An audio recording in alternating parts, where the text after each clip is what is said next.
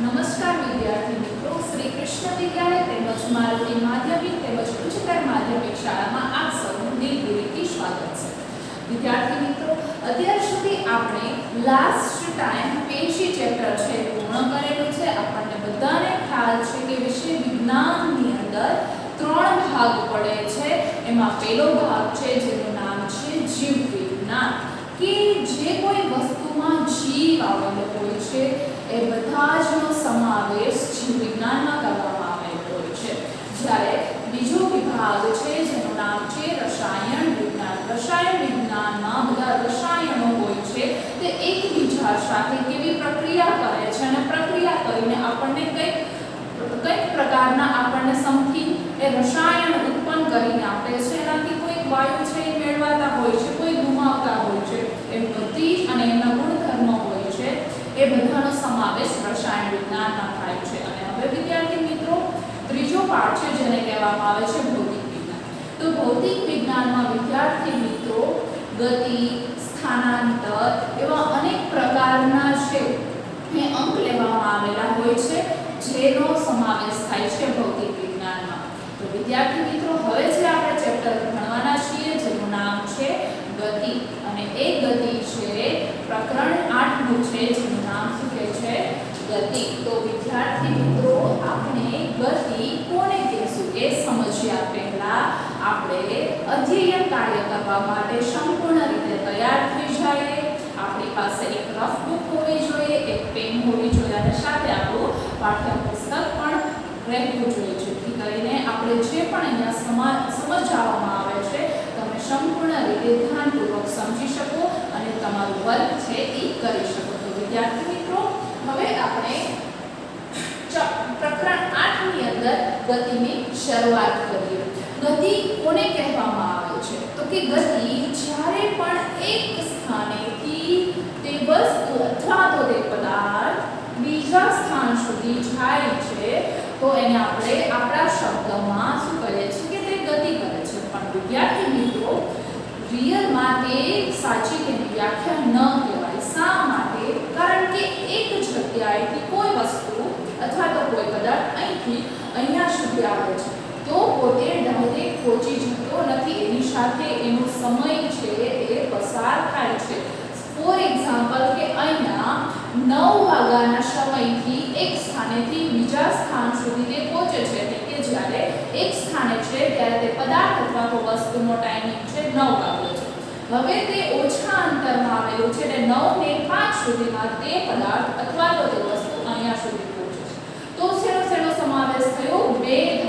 બે રાશિનો, એટલે કે સમયનો અને એની સાથે સાથે ગતિનો. એટલે કે જ્યારે કોઈ એક પદાર્થ અથવા તો કોઈ વસ્તુ એક સ્થાનેથી બીજા સ્થાન સુધી સમય સાથે તે બીજી જગ્યાએ અથવા તો બીજા બિંદુ પાસે પહોંચે છે તો તેને શું કહેવામાં આવે છે વિદ્યાર્થી મિત્રો? ગતિ કહેવામાં આવે છે.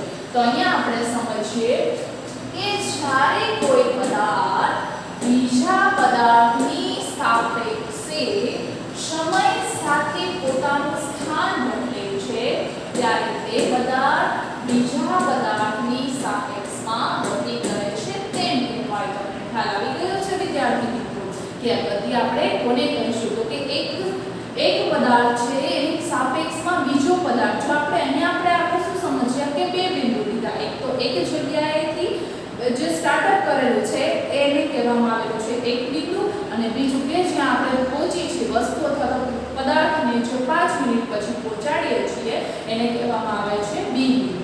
એક બિંદુ જે શરૂઆતનું છે અને બીજું છે એ એન્ડિંગનું છે. એટલે કે એકને પ્રથમ જે છે એને એ બિંદુ કહ્યું છે અને બી જગ્યા કે જ્યાં આપણે પહોંચીએ છીએ એને આપણે બી બિંદુ કહીએ છીએ, જેને એકબીજાની સાપેક્ષે શું કહેવાય છે? સંદર્ભ બિંદુ. શા માટે? કારણ કે બે બિંદુ હોય ત્યારે જ આપણે એને સંદર્ભ બિંદુ કહી શકીએ, કારણ કે એકની સાપેક્ષમાં હશે એટલા માટે. તો વિદ્યાર્થી મિત્રો, સંદર્ભ બિંદુની જો વ્યાખ્યા આપણે આપવી હોય તો કઈ રીતે આપી શકીએ? તો કે પદાર્થનું સ્થાન દર્શાવવા માટે એક નિયત બિંદુનો સંદર્ભ તરીકે ઉપયોગ કરવામાં આવે છે તેને શું કહેવામાં આવે છે? સંદર્ભ બિંદુ કહેવામાં આવે છે. ફોર એક્ઝામ્પલ વિદ્યાર્થી મિત્રો, આ આપણે અહીંયા એક બિંદુ લયું છે તો એની સાપેક્ષે બીજી જગ્યાએ આપણે પહોંચવાનું છે તો એ એનું શું થયું સંદર્ભ બિંદુ. હવે વિદ્યાર્થી મિત્રો ગતિ આપણે કેટલા બધા પ્રકારની હોય છે એમાંની આપણે 2-4 પ્રકારના એક્ઝામ્પલ લઈ લઈએ. એમાં પહેલી ગતિ છે તો કે જે સીધી રેખામાં ગતિ કરે છે તેને શું કહેવામાં આવે છે વિદ્યાર્થી મિત્રો રેખીય ગતિ, એટલે કે એક રેખામાં ગતિ થતી હોય છે એટલા માટે એને કહેવામાં આવે છે રેખીય ગતિ. પછી વિદ્યાર્થી મિત્રો જોશો બીજી ગતિ છે જેને કહેવામાં આવે છે વર્તુળાકાર પથ પર ગતિ, એટલે કે રાઉન્ડમાં. અહીંયા ફોર એક્ઝામ્પલ કોઈ પદાર્થ છે જે પોતાની ગતિ કરે છે તો એને શું કહેવામાં આવે છે વર્તુળાકાર ગતિ. પછી ત્રીજી ગતિ છે તો જેને કહેવામાં આવે છે ચાપ ગતિ, એટલે કે સેન્ટ્રલ પાર્ટમાં જો કોઈ વ્યક્તિ હોય અને જો દોરીને એને લઈને ફેરવશે તો એ પ્રકારની ગતિને શું કહેવામાં આવે છે ચાપ ગતિ કહેવામાં આવે છે. અને ત્રીજી આપણે કમ્પ્લીટ કરી દીધી ચાપ ગતિ. એના પછી નેક્સ્ટ ફોર્થ છે જેનું નામ છે કંપન કરતી ગતિ. કંપન કરતી ગતિ એટલે કે એક સ્થાને છે ફોર એક્ઝામ્પલ આપણે એક દોરી લઈ લઈએ બરાબર, એને અહીંયા એ બિંદુ પાસે બાંધી લઈએ છીએ અને બી બિંદુ પાસે પણ બાંધી લઈએ છીએ. હવે એ દોરીને આપણે વચ્ચેથી આંગળી થ્રુ એને આપણે સંપર્ક કરશું, એટલે કે એને ફોર્સથી થોડો સંપર્ક કરશું તો એ દોરો છે જે દોરી છે શું કરશે પોતે કંપન કરશે, જેને શું કહેવામાં આવે છે કંપન કરતી ગતિ. તો વિદ્યાર્થી મિત્રો આપણે અહીંયા 4 ગતિ છે એને સમજ્યા. પહેલી છે રેખીય ગતિ છે, બીજી છે વર્તુળાકાર ગતિ, ત્રીજી છે ચાપ ગતિ અને ચોથી છે કંપન કરતી ગતિ. અહીંયા તમને દર્શાવવામાં આવેલું છે વિદ્યાર્થી મિત્રો કે કોઈ એક વ્યક્તિ માટે એક વસ્તુ ગતિશીલ હોય. 2 વ્યક્તિ છે એમાંથી એક વ્યક્તિ માટે કોઈ વસ્તુ અથવા કોઈ પદાર્થ છે ગતિશીલ હોય તો તે બીજી વ્યક્તિ માટે તે સ્થિર હોઈ શકે છે. એટલે કે કોઈ 2 વ્યક્તિ છે, એક વ્યક્તિ માટે કોઈ પદાર્થ છે અથવા વસ્તુ છે એ ગતિ કરે તો બીજી જે વ્યક્તિ હોય એના માટે કેવી હોય સ્થિર હોય, એઝ ઇટ ઇઝ જે હોય છે એ જ પોઝિશનમાં હોય.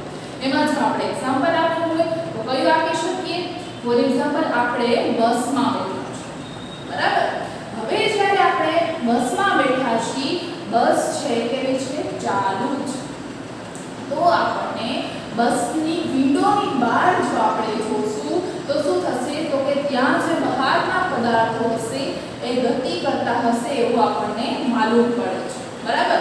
અને એ શું થયું તો કે એક વ્યક્તિ છે જે ગતિ કરતો જોવે છે અને બીજી વ્યક્તિ માટે કેવું હોય શકે સ્થિર હોય શકે. એ કઈ રીતે તો કે આપણા જે પાડોશીના નેબર જે આપણી બસની બાજુમાં બેઠા છે જો આપણે એના સામે જોશું તો આપણને કેવી ગતિમાં દેખાશે સ્થિર ગતિમાં. તો અહીંયા એ જ સેન્ટેન્સ સમજાવે છે કે કોઈ એક વ્યક્તિ માટે એક વસ્તુ ગતિશીલ હોય તો બીજી વ્યક્તિ માટે તે કેવી હોઈ શકે છે સ્થિર હોઈ શકે છે.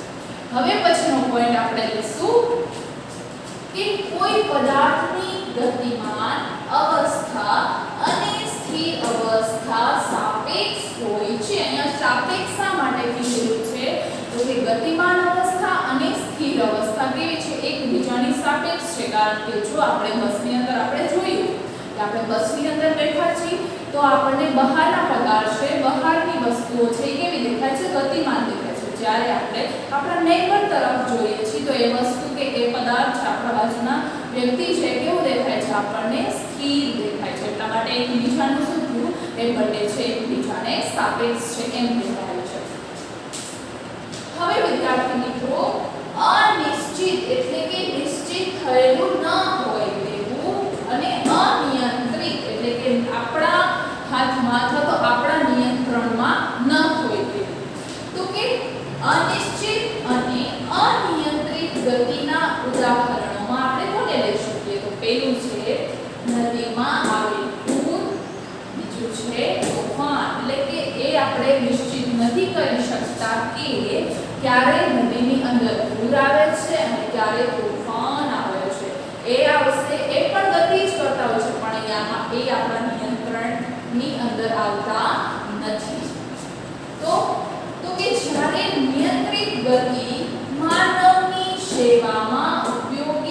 ઉપયોગી પડે છે.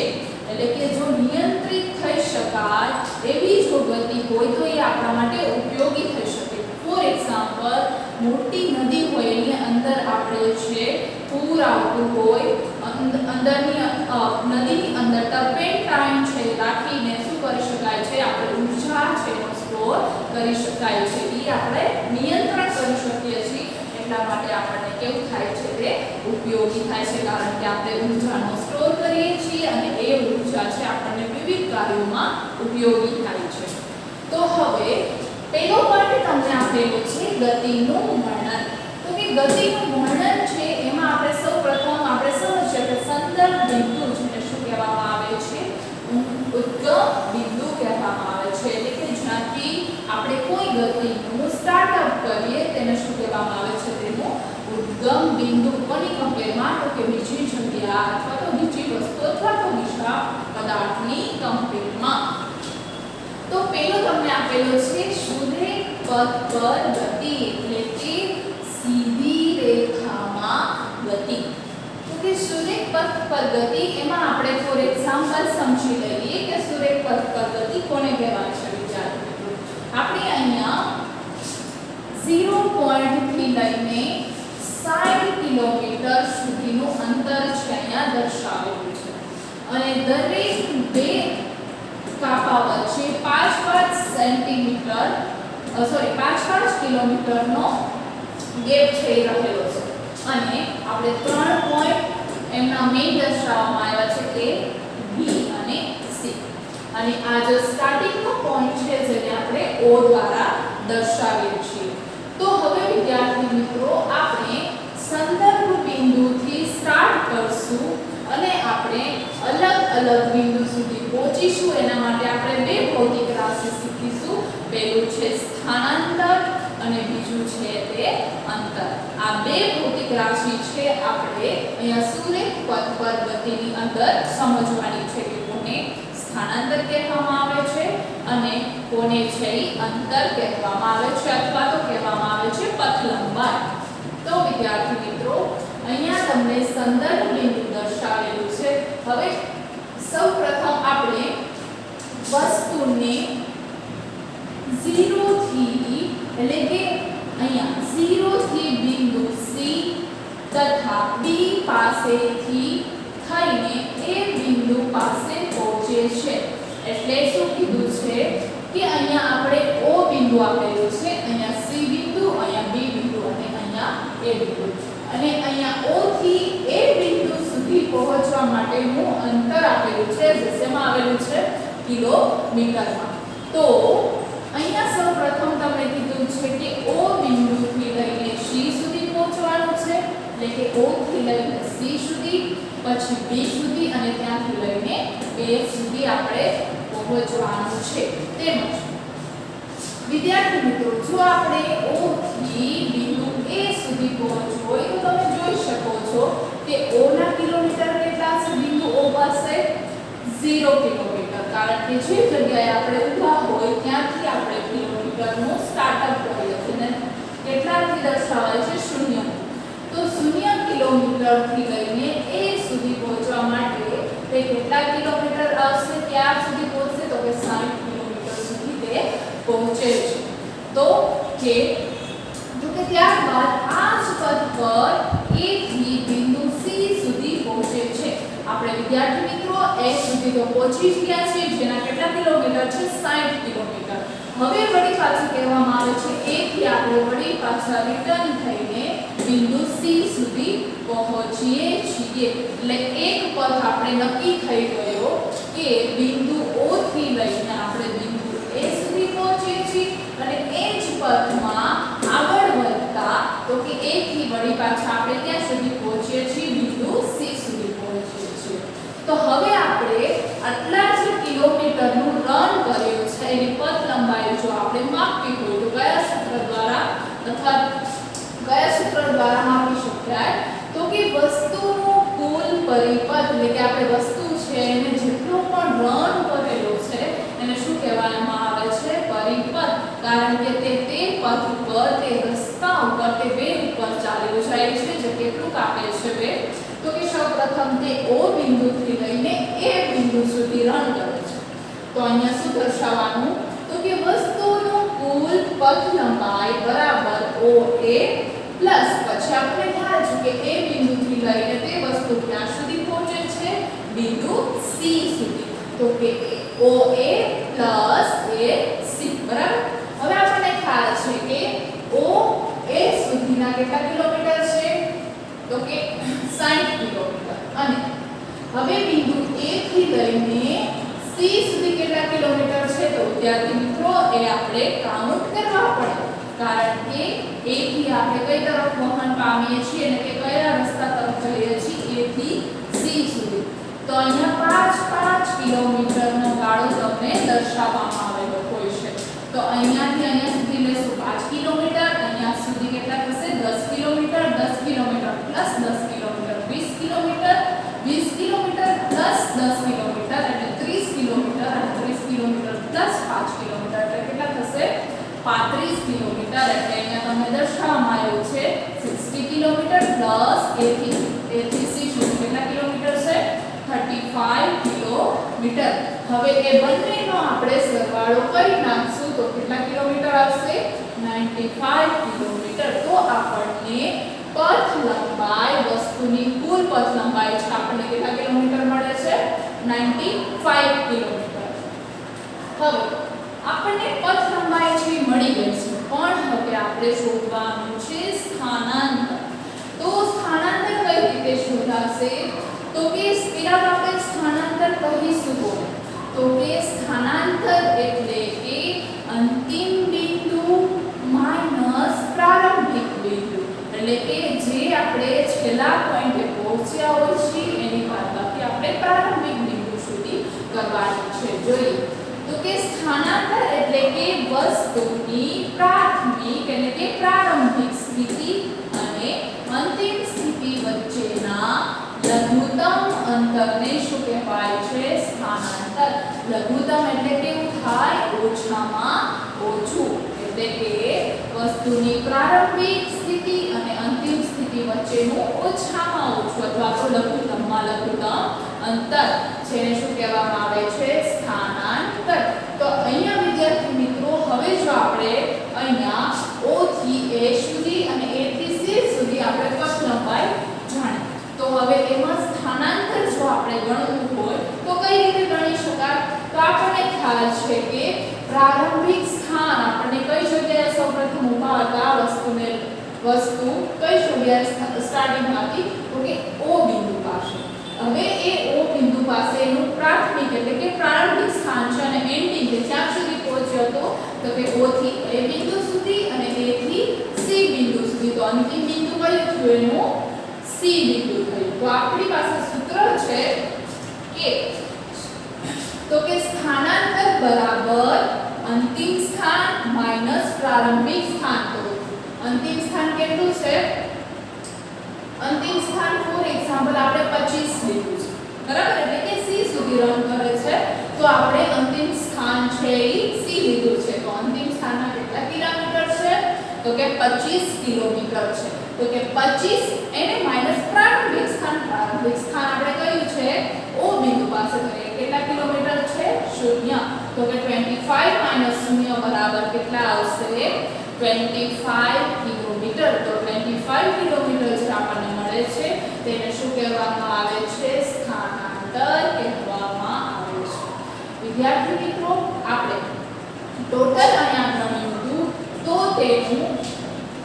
તો તેનું સ્થાનાંતર છે આપણને કેટલું મળ્યું? C સુધી 25 કિલોમીટર બરાબર. પરંતુ આપણે જો તેનું શું લઈએ તો કે કુલ પથ લંબાઈ લઈએ તો આપણને ક્યાં સુધીનું મળ્યું હતું? 95 કિલોમીટર. એટલે શું કીધું? લઘુત્તમમાં લઘુત્તમ જે અંતર હોય અંતિમ સ્થાન માઈનસ પ્રારંભિક સ્થાન તો એ આપણને કઈ રાશિ આપશે?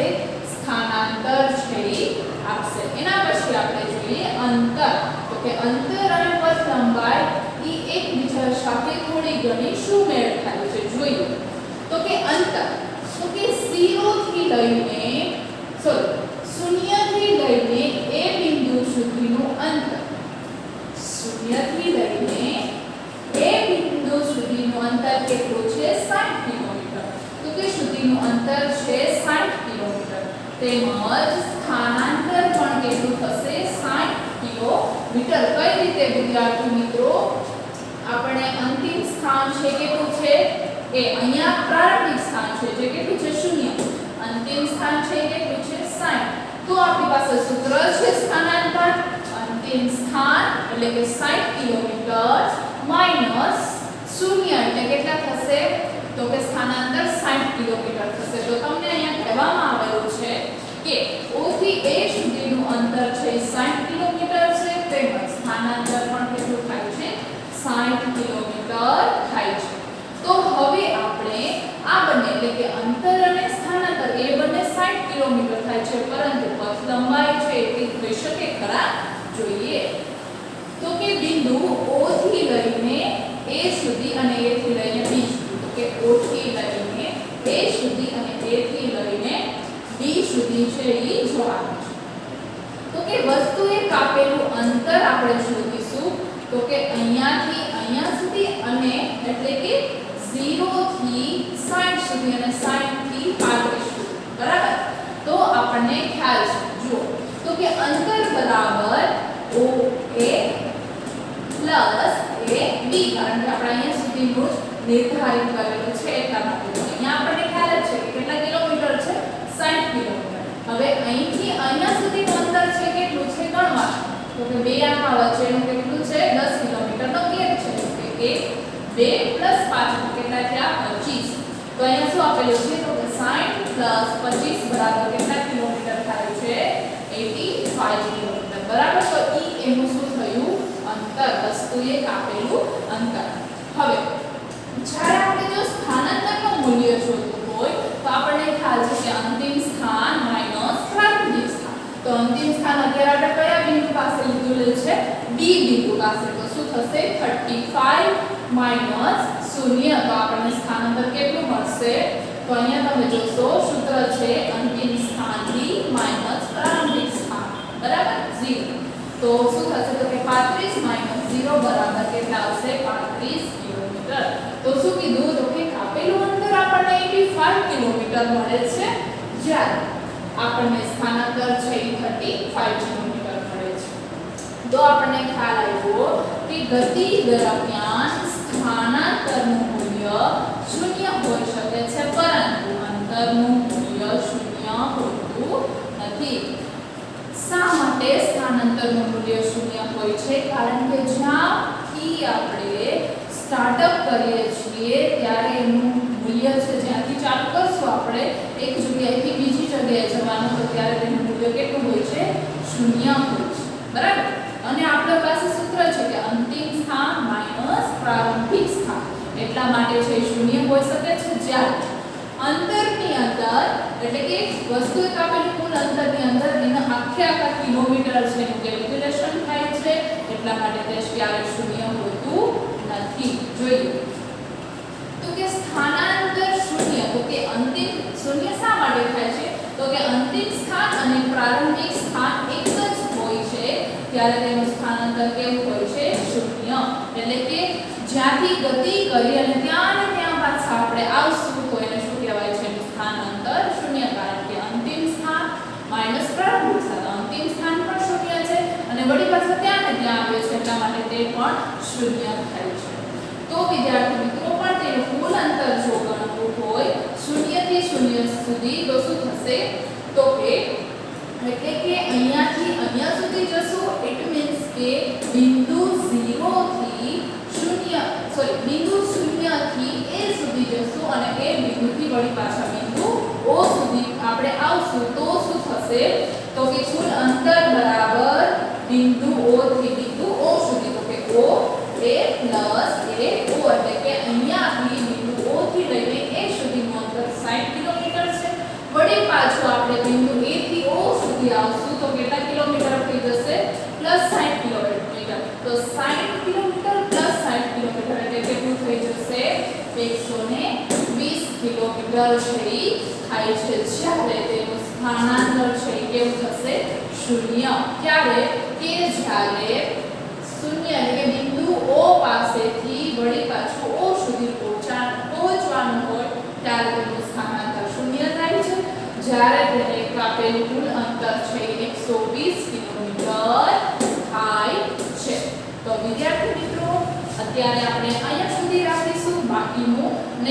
પાર્ટમાં આપણે વિશેષ લઈશું. Thanks for watching video.